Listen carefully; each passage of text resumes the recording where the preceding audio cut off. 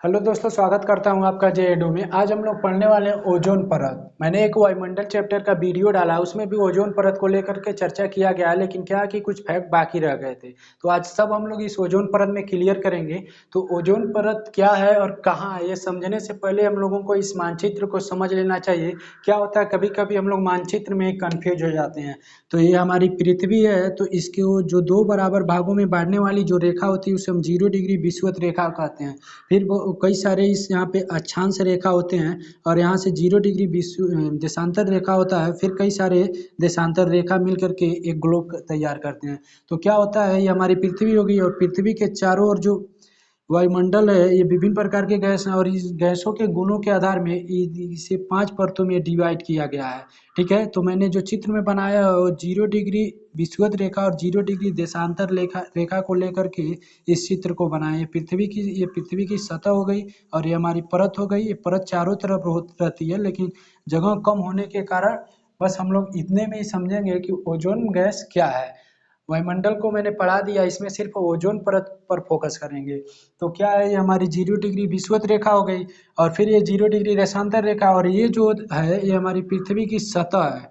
इसके बाद जो गैसों के गुणों के आधार पर जो वायुमंडल को परतों में डिवाइड किया गया 5 परतों में, तो जो पहला है उसे हम क्षोभ मंडल के नाम से जानते हैं, ट्रोपोस्फेयर। ये ध्रुवीय क्षेत्र पे इसकी ऊंचाई 8 किलोमीटर होती है, जबकि विषुवतीय क्षेत्र पे इसकी ऊंचाई 18 किलोमीटर होती है। फिर इसके बाद जो दूसरा मंडल होता है उसे हम लोग समताप मंडल और स्ट्रेटोस्फेयर के नाम से जानते हैं। इसकी ऊंचाई 8 किलोमीटर से 50 किलोमीटर इस ध्रुवीय क्षेत्र पे, और विषुवतीय क्षेत्र पे इसकी ऊंचाई 18 किलोमीटर से लेकर 50 किलोमीटर है। फिर इसके बाद जो मंडल है, तीसरा मंडल, जिसे हम लोग मध्य मंडल के नाम से जानते हैं, मेसोस्फीयर, ये 50 किलोमीटर से लेकर के 80 किलोमीटर इसकी ऊंचाई है। और इसमें कुछ ये जितने भी परत है इसकी कुछ विशेषता है वो मैंने वायुमंडल में बता दिया है। इस पे आज हम लोग सिर्फ ओजोन परत को पढ़ेंगे। फिर जो चौथा मंडल उसे आयन मंडल यानी आयनोस्फीयर बोलते हैं। ये 80 से लेकर के 640 किलोमीटर मोटी ये परत होती है।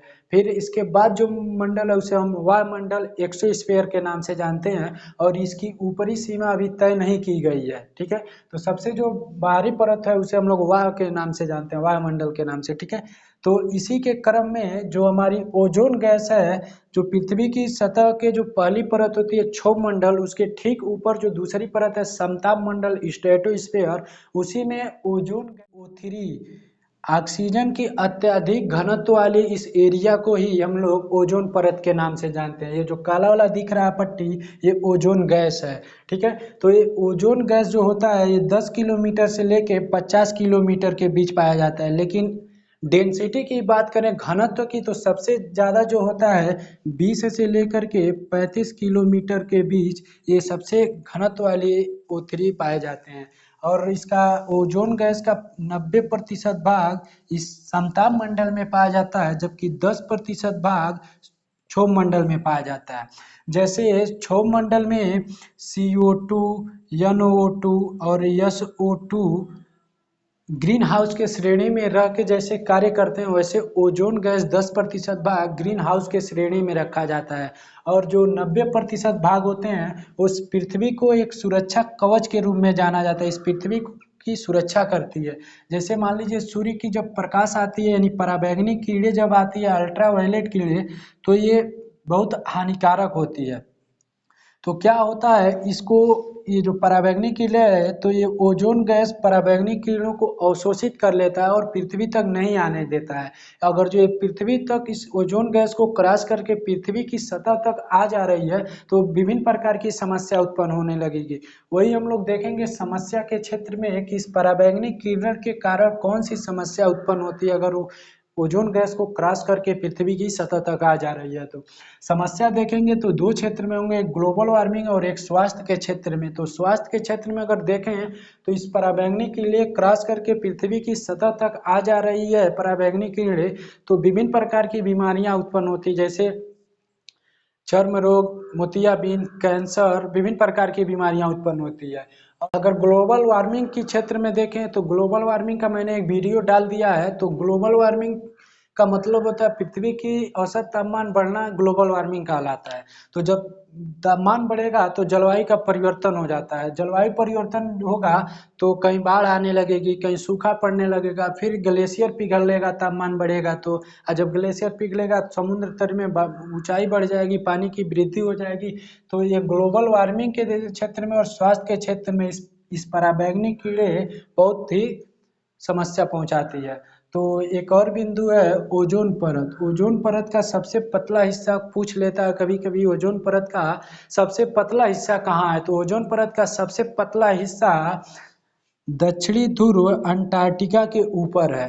इसका सबसे पहले पता ब्रिटेन के टीम ने लगाया था 1985 में, जिनका नाम था GMB डॉब्सन। यही कारण है कि डॉब्सन यूनिट से इस ओजोन गैस की डेंसिटी यानी घनत्व को मापा जाता है, और इसका पता GMB डॉब्सन ने लगाया था 1985 में। फिर अब ये समस्या जो है ग्लोबल वार्मिंग और स्वास्थ्य के क्षेत्र में जो समस्या हो रहा है उसके पीछे कारण क्या है, यही देखेंगे हम लोग कारण क्या है उसके पीछे। तो उसके पीछे CFC जो गैस होती है, क्लोरोफ्लोरोकार्बन। क्लोरोफ्लोरोकार्बन यानी CFC जो गैस होती है ये ठंडी मशीनों से निकलती है, जैसे AC हो गए, फ्रिज हो गए। फिर बड़े बड़े कंपनियों में कुछ ठंडी मशीनें होती हैं जैसे फोम बनाने वाली मशीन, ये सब जो गैस निकलती है इन सब से तो CFC निकलती है, जिसे हम लोग क्लोरोफ्लोरोकार्बन बोलते हैं। ये क्या करती है तो O3 के साथ अभिक्रिया करती है। ये जब पृथ्वी की सतह से जब ये CFC निकलती है तो ये जब जाती है तो यहाँ O3 से अभिक्रिया करके इसे क्लोरीन में बदल देती है, जिसके कारण इस ओजोन परत की मोटाई पतली होती चली जाती है। और इसका सबसे पहले पता ये डॉब्सन ने लगाया था, GMB डॉब्सन ने, कि दक्षिणी ध्रुव अंटार्कटिका के ऊपर ये ओजोन परत की मोटाई पतली होती जा रही है। कुछ सम्मेलन है जो सबसे महत्वपूर्ण सम्मेलन है इस ओजोन परत के संबंध में, मॉन्ट्रियल प्रोटोकॉल सम्मेलन। इसकी बैठक 1987 कनाडा में हुई थी और ये मुख्य रूप से ओजोन परत को लेकर के चर्चा किया गया था इसमें। और इस बैठक 16 सितंबर को हुआ था। यही कारण है कि 16 सितंबर को ओजोन परत मनाने की घोषणा की गई थी। 16 सितंबर 1987 को ओजोन परत मनाने की घोषणा की गई थी, जबकि 16 सितंबर 1994 से अब तक प्रतिवर्ष 16 सितंबर को ओजोन दिवस के रूप में मनाया जाता है, जिसमें लोगों को जागरूक किया जाता है कि ओजोन परत को बचाया जाए। बस ओजोन परत से इतना ही क्वेश्चन, फिर मिलते हैं नेक्स्ट वीडियो में, तब तक के लिए।